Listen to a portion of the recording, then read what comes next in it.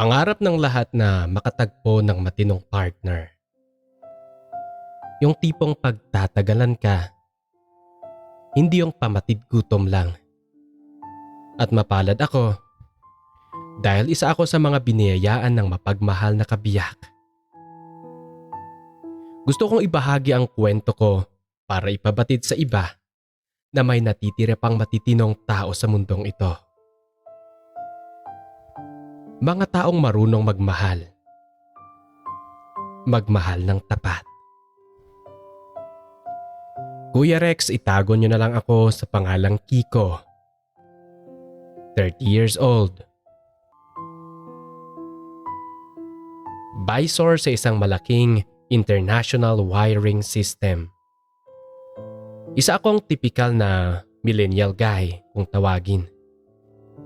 Mahilig mag-travel, magkape, umaten sa mga party, sa mga barkada sa tuwing Biyernes. Sumasayaw pa sa social media. Gym rat din ako. At mahilig makipag-date. Pero madalas, nauuwi lang sa friendship o ang tinatawag nilang friend zone.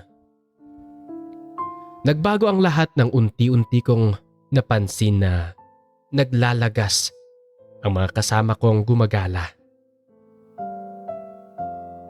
Isa-isa silang lumagay sa tahimik at nagsipag-asawa na. Doon sa mga oras na yon, tinamaan ako ng realidad ng buhay.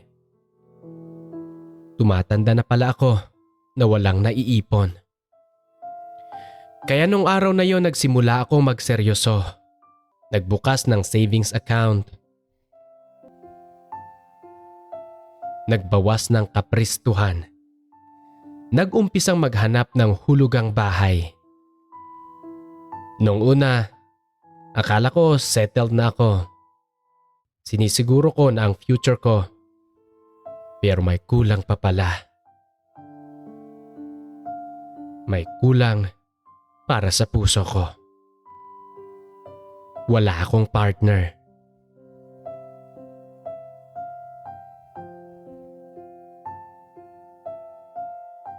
Ang hirap kasing magtagpo o ang hirap kasing makatagpo ng matino. Kabisado ko ang mga kalibre ng mga kaedad ko. Nakakatawa kasi ayaw ko nang makipagrelasyon sa mga katulad kong lifestyle noon. Doon ko na-realize na hindi rin pala ako boyfriend material. Buti na lang at nagbago ako. Hindi ako sumuko. Ipinagpatuloy ko ang pakikipag-date. Baka sakaling may natisod na matino. Pero napagod din ako sa kakatesting kaya tinanggap ko na lang na baka destiny ko talagang maging lantito na lang. Hanggang makilala ko si Johnny. 4 na taon na ang nakalipas. Isa siyang real estate agent. Mas bata sa akin ng 3 taon. Nakilala ko siya habang naghahunting ako ng bahay na pwedeng hulugan. Sinusuyod ko noon ang mga post sa social media. Pero parang love life din pala ang paghahanap ng bahay. Ang hirap-hirap kasing pumili. May mga hindi swak sa panlasa. May magaganda pero hindi naman kaya ng bulsa. Hanggang sa isang araw habang nagbabrowse ako, nakasalubong ko ang walkthrough video ng isang bahay. Nagka-interest naman ako noon. Kaya tiningnan ko ang profile ng agent nang nag-post. Marami siyang video ng mga bahay. Maraming pagpipilian. Pero mas nakatawag pansin sa akin ay ang agent mismo. Wow, ang cute naman, sabi ko. Yang looking si Johnny. Para siyang 2x2 na larawan. Ang kinis-kinis ng kanyang balat. Ang ayos ng ngiti. Pinanood ko lahat ng video niya. At may mga ilan akong nagustuhan sa mga offers niya. Kaya tinawagan ko ang mobile number na nakaregister para mag-inquire. Good morning. I'm Kiko. Nakita ko po ang post ninyo. Gusto ko sanang mag-inquire. At doon nag-cruise ang aming landas. Nag-set kami ng date at lugar kung saan kami magkikita. Pinili niya ang weekend para mas marami daw kaming mabisitang mga bahay. Pagkababa ng tawag, muli kong chinek ang profile niya. Napangiti ulit ako. Ang cute-cute niya talaga.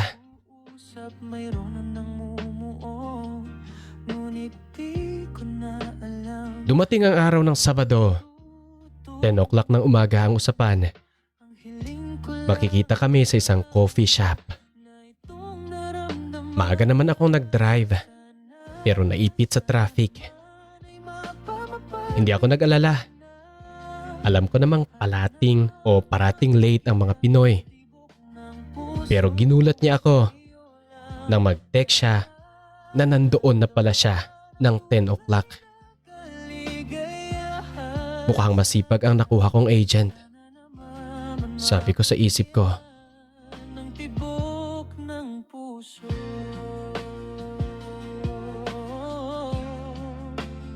Nang makapasok ako sa coffee shop at nakita ko siyang nakaupo, nagbabrowse sa tablet.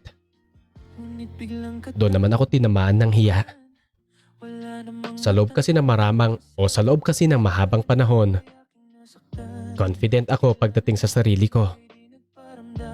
Pero nang makita ko si Johnny, medyo na-intimidate ako. Hindi ko kasi inakalang mas cute pala siya sa personal. Napakadesente niya tingnan. Napakakinis. Napakalinis manamit. Napakaamo ng mukha.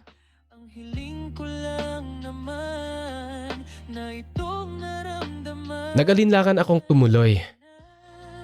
Pero hindi na ako nakatakas. Tinawagan niya ako at nag-ring ang cellphone ko.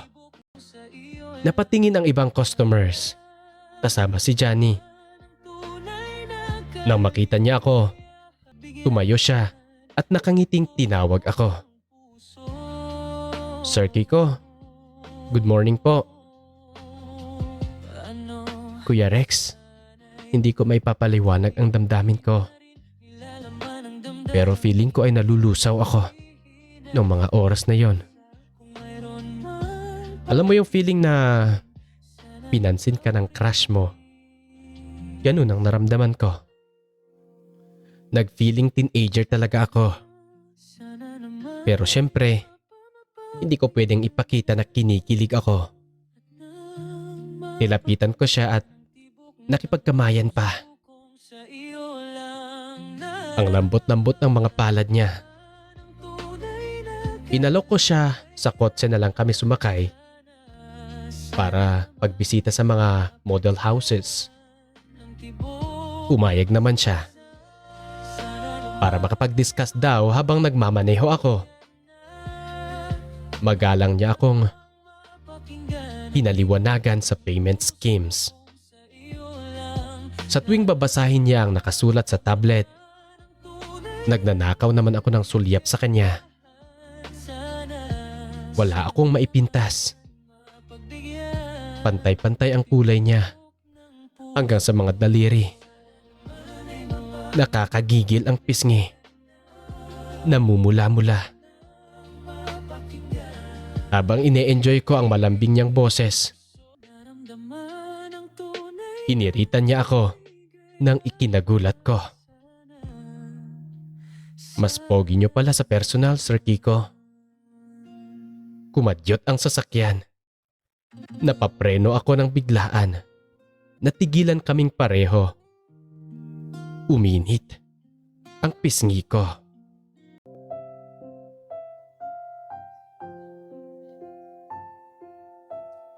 Sorry, napakan ko biglang preno. Sabi ko. Oo nga. Nagulat ako sa sinabi ko. Nakangiti niyang tugon. Napatingin ako sa kanya. Napakagat ang labi para magpigil. Sus, sinasabi mo lang yan para kumuha ako ng bahay sa'yo. Biro ko. Tumawa siya at umiling. Uy, grabe ka naman sir. Hindi ba pwedeng nagsasabi lang ako ng totoo? Muli akong sumulyap sa kanya. Hindi ko maitatago ang ngiti. Sa tuwing nagkakasalubong ang aming mga mata, may nararamdaman akong hindi maipapaliwanag na koneksyon. Yung tipong parang gusto ka rin ng taong crush mo. Pero hindi ako nagpadala sa katawan. Nakinig lang ako sa kanya. Mula sa presentasyon sa kotse hanggang sa mga bahay na pinuntahan namin.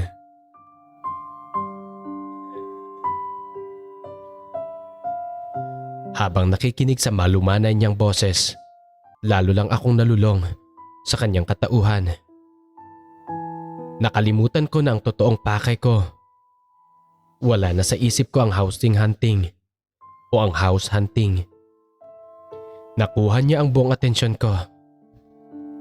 Nang sabihin niyang huling bahay nang bibisitahin namin, swak sa monthly budget ko. Hindi na ako nag-aksaya ng panahon. Interesado talaga akong makilala ko pa siya. Sir, ito, maganda to. May 3 kwarto. The best siya for long-term investment. Kasi kahit magkakanak kayo, hindi na problema ang kwarto. Hindi naman ako pwedeng magkaanak, sabi ko. Ha? Bakit naman sir? Kasi naman, hindi naman ako straight. Pagkasabi ko noon, nakita ko ang pagkagulat sa kanyang mukha. Nagkatitigan kami. Sumilay ang ngiti sa labi niya. Alam kong nasasabik siya sa sinabi ko. Pero nire-direct ko pa rin sa usapan. Nanatiling profesional. Binuksan niya ang kwarto. Ipinakita ang mga piraso ng furniture. Semi-furnished kasi ang bahay. Nang buksan niya ang master bedroom, muli niya akong kinausap. And this room sir, swerte talagang bibili nito. Bukod sa may free aircon, pati itong queen size bed kasama sa package. Parang magandang gamitin to ngayon ha, sagot ko sa kanya. Namula si Johnny, tumawa lang siya ng lihim. Kumuha siya ng panyo at nagpunas ng pawis sa kanyang leeg. Hindi namin malubayan ang titig. Kapwa kami nagtataka. Pero hindi niya kinakagat ang mga pasaring ko. Nakikita ko ang nag-aagawang pagnanais sa kanyang mga mata. Gusto rin niya. Pero may paghihinayang na baka masira ang pagkakataon. Pero dahil sa sobrang bilib ako sa kanya, napaka-professional niya. Nire-resist niya ako. Pumunta naman kami sa kitchen at dining area. At habang sinusundan ko siya, ini-explain niya ang down payment. Nang nasa gitna na kami ng kusina, hinarap niya ako. As you can see sir, bukod sa modern style na built-in cabinets, may free pa kayong gas range at range hood. Nagkakahalaga ito ng humigit kumulang 50,000. May bonus pang 6-seater dining table. Free rin ito. Malapad ito. Kasya ka ba dyan kapag hiniga kita? Sagot ko sa kanya. Sa wakas nabasag ko ang focus niya. Tumawa siya ng nakapikit. Kinamot ang noo. Napansin kong namula ang kanyang pisngi. Lumakas ang kabog ng dibdib ko. Wala pa akong nakikilala sa buong buhay ko na kasing cute niya. Hindi siya ang ideal na type ko na matangkad, gym-back at brusko. Pero para siyang teddy bear na cute. Napakaamo ang mukha. Napakakinis. Maganda ang ngipin. At higit sa lahat, ramdam ko ang napakaganda niyang ugali. Hinila ni Johnny ang isang upuan sa dining table. Tiningnan niya akong nakangiti pero umiiling. Ginaya ko siya. Umupo ako sa harapan niya. Hinaplos ko ang mesa at muling nakipagpalitan. Malalagkit na titig. Umiling pa rin siya. Sabay kaming natawa. Bakit? Ayaw mo ba? Tanong ko.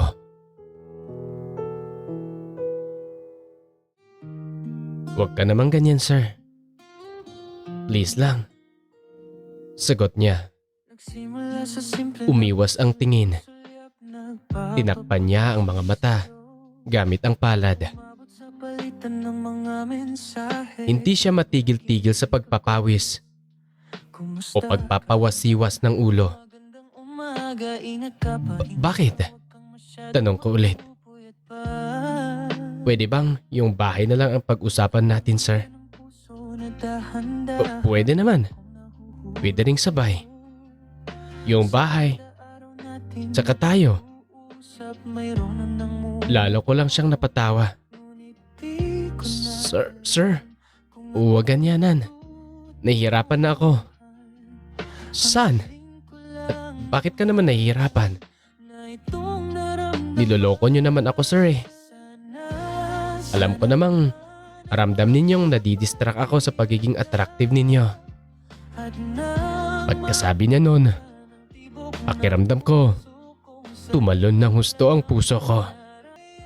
Parang yun na nga ang hinihintay kong marinig mula sa kanya.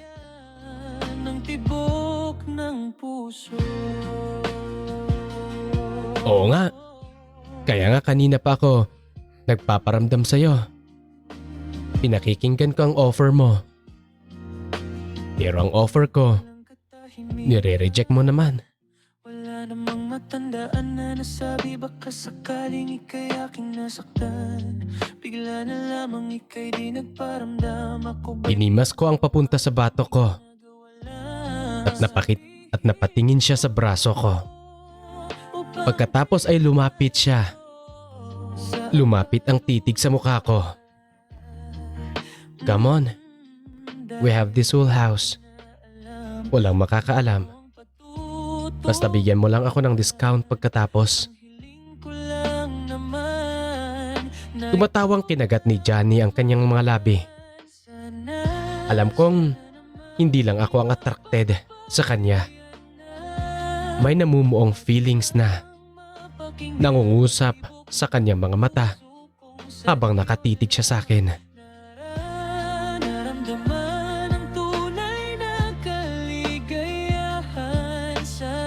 Just for you to know, sir. Bibigyan naman talaga kita ng discount. Sabi niya. Ngumisi ako. Akala ko, sign na yon. Kaya humawak ako sa butones ng polo ko. Pero pinigilan niya ang kamay ko.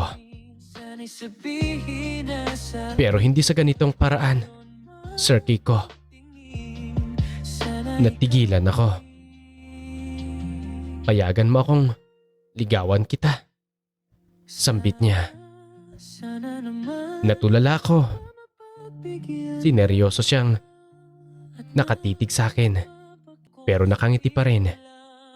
Ako naman, ako yung umuiwas sa kanya mga mata. Napapakamot na lang ako sa aking batok. Hindi ako maayos na tao. Johnny, nagsisimula pa lang ako magbago. Marami na akong nadidate. Hindi ko deserve ang mga katulad mong mabait at makinis ang pagkatao. Wala akong paki, sir. Sagutin mo na lang ang offer ko. Bibigyan kita ng discount. Payagan mo man akong manligaw o hindi. Siguro nga totoo ang sinabi nila. Huwag mong hanapin ang love. Si Lord na ang bahala sa'yo. Bahay lang ang hinahanap ko noon. Gusto ko lang namang maging settled para may pagmalaki ako ng magiging partner ko. Pero hit two birds in one stone ako. Sana naman.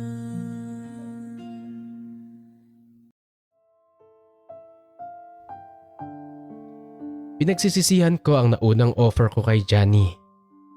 Nagsorry ako sa kanya ng araw na yon at pumayag akong ligawan niya ako.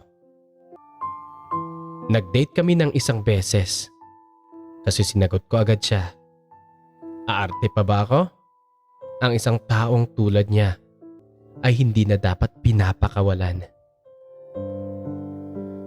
May 3 buwan pagkatapos naming magsimula. Isang gabi ay naulan ng malakas. Nasa bahay ako noon. Yung bahay na siya rin ang nagbenta sa akin at bigla siyang tumawag. Naiwan ko yung payong ko sa office.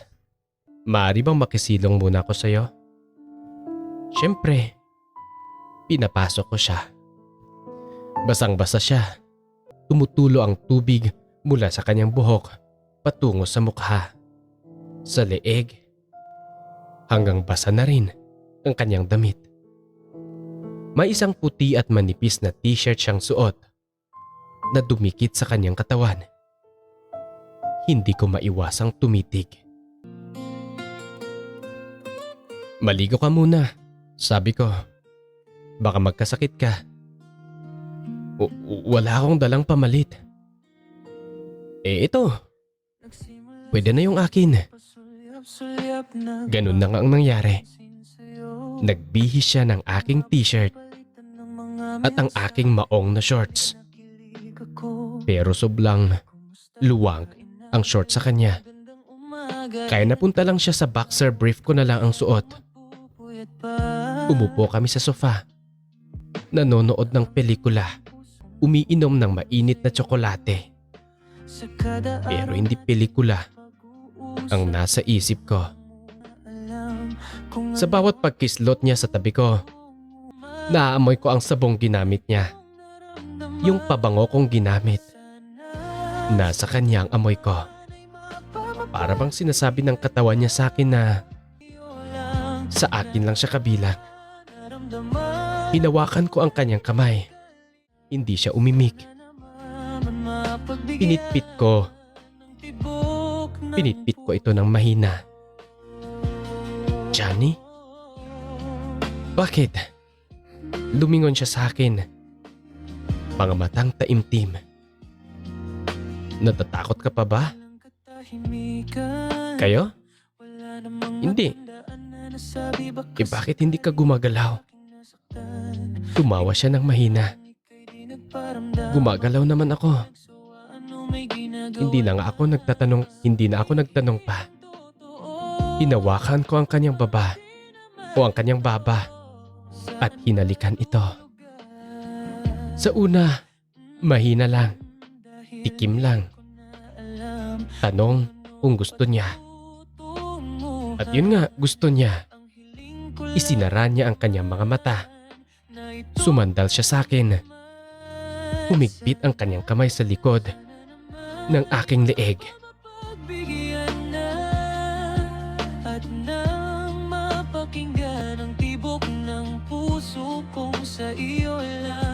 Naramdaman ko ang pag-init ng kanyang katawan mula sa kanyang mga labi, pababa sa kanyang dibdib na mabilis ang pintig. Umaalingaw-ngaw ang malalakas na patak ng ulan sa bubong. Pero sa loob ng sala ay may mga halik naming tanging tumatakbo sa oras. Dahan-dahan ko siyang inig. Tumutulo pa rin ang kanyang buhok. Basa ang unan. Tiningnan ko siya sa aking harapan. Nakabuka ang kanyang mga labi. Namumula ang pisngi at halos hindi makahinga. Mapakinggan ang tibok ng puso kong sa iyo lang. Kiko, bulong niya. Teka lang, sabi ko. Hinubad ko ang aking damit. Pagkatapos, siya naman. Hindi siya nag-aksaya ng oras. Iginalan niya ang kanyang mga kamay sa aking likod, sa aking dibdib, at sa aking balikat. Siya ang nanguna sa pagsalubong sa akin. Hinalikan ako sa leeg, sa panga, at sa noo. Sa gabing iyon, sa gitna ng malakas na ulan at ang mga pusong matagal nang naghihintay, pinagsama namin ang aming mga katawan. Hindi lang yun basta sex. May damdamin, may pagsuko, may pangakong hindi binibigkas, pero nararamdaman sa bawat himig ng aming mga halik at bawat diin ng aming pagkikit. Sana naman.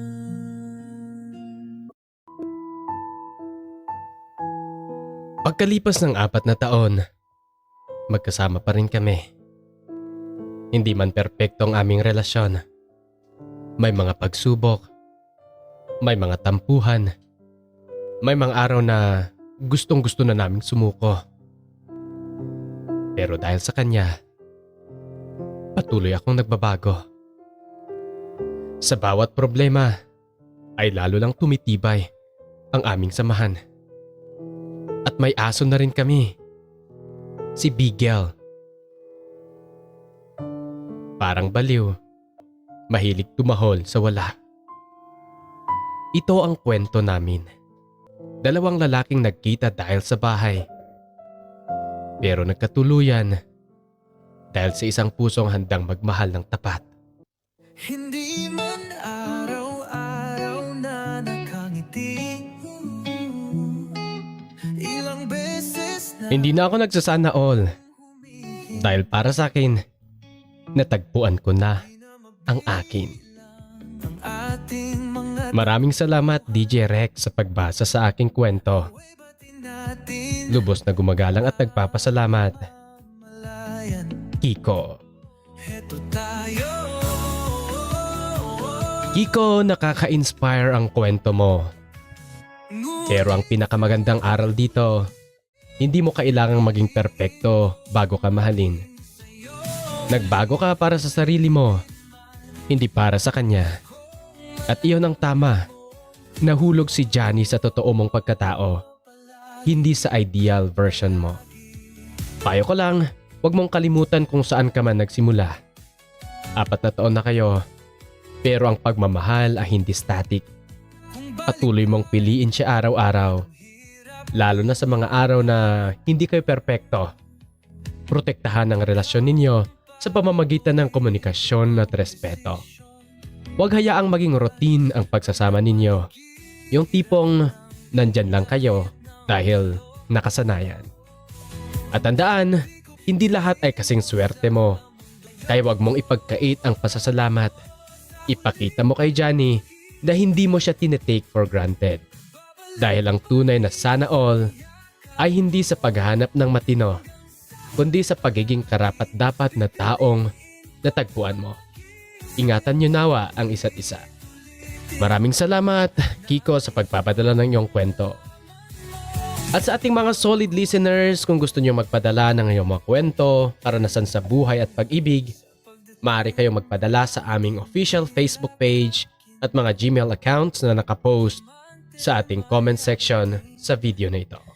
Maaari din ninyong balikan ang ating mga naunang kwento, mag-scroll lamang dito sa ating YouTube channel at bisitahin rin ang aming official Facebook page para sa iba nating mga kwento. Maraming salamat, ako si Kuya Rex at ito ang Pinoy Secret Diaries. Hindi man araw-araw na nakangiti. Ilang beses na rin tayong humihindi.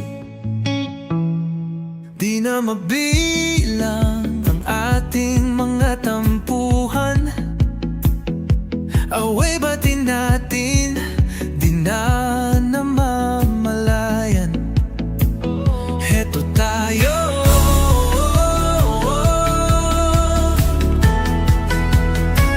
ngunit sa huli palagi babalik pa rin sa yakap mo. Hanggang sa huli palagi pipiliin kong maging sa'yo.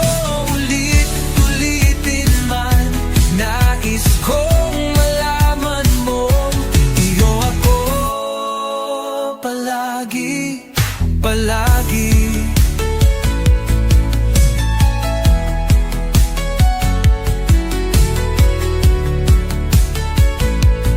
Kung balikan man ang hirap, luhat lahat, ikaw ang paborito kong desisyon. At pag napaligiran ng ingay at ng gulo, di ko pagpapalit ngiti mo sa mundo. Heto tayo, sa huli palagi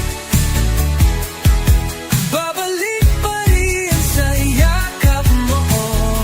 Hanggang sa huli palagi pipiliin kong maging sa'yo. Ulit-ulitin man, nais kong malaman mo, iyo ako. Sa pagdating ng ating pilak at ginto, diamante may abutin, ikaw pa rin aking bituin. Natatangi kong dalangin hanggang sa huling siglo. Sa huli palagi babalik pa rin sa yakap mo. Mahal, sa huli palagi pipiliin kong maging sa'yo. Ulit-ulitin man, nais kong malaman mo, iyo ako palagi.